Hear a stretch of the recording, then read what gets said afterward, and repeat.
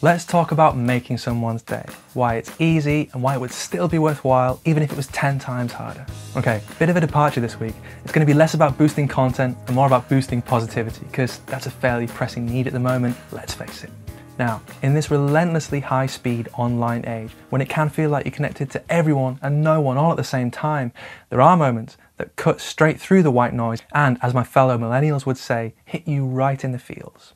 This came into focus recently, having spent a lot of time on LinkedIn, where everyone tends to be super nice, super interested and super polite to everyone else, which, don't get me wrong, is a blessed relief from a lot of other online spaces where the opposite is true. And it's obvious why it's like that, let's be honest. Everyone's touting for work and usually it pays to be polite. Now, a lot is said about the importance of creating meaningful connections within that space, but the fact is, the human brain is known to only be able to handle a relatively small number of those meaningful connections. So doing business online can feel like a wash of level niceness to the point where you kind of become numb to it after a while. Like I said, you're ostensibly connected to everyone, but you can feel like you're meaningfully connected to no one. And the COVID situation has made that feeling even more acute for a lot of people. But then you get those moments, and the form they take almost doesn't matter. It could be an email that specifically remembers a long gone personal detail, or a text that asks a thoughtful, timely question. Could be a card in the post saying congratulations, could be a heartfelt referral, or, as happened to me not so long ago, a WhatsApp audio message saying well done on the launch of Captain.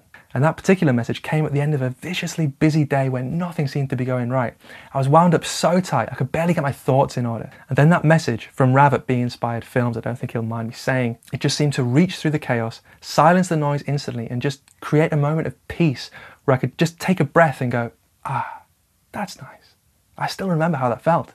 Of course, this way of thinking is enshrined in business folklore as the critical non-essential, something that isn't crucial to the day-to-day running of your business, but can become incredibly important in the minds of your customers or your workforce. It could be a box of chocolates sent to a participant in a video shoot, or a handwritten note from a CEO to a new employee, that kind of thing.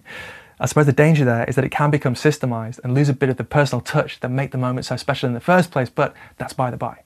On a basic level, the reason those gestures are so powerful, especially these days, is because they remind you that somewhere out there, someone who's just as busy and hyper-connected as you are, took a pause and thought of you. And if it's genuine, man, I tell you what, it matters. Now, as you know, I usually bring these tips back on course with a, so what does this have to do with your video content? Well, not this time. For now, for this week, that's it. That's the tip.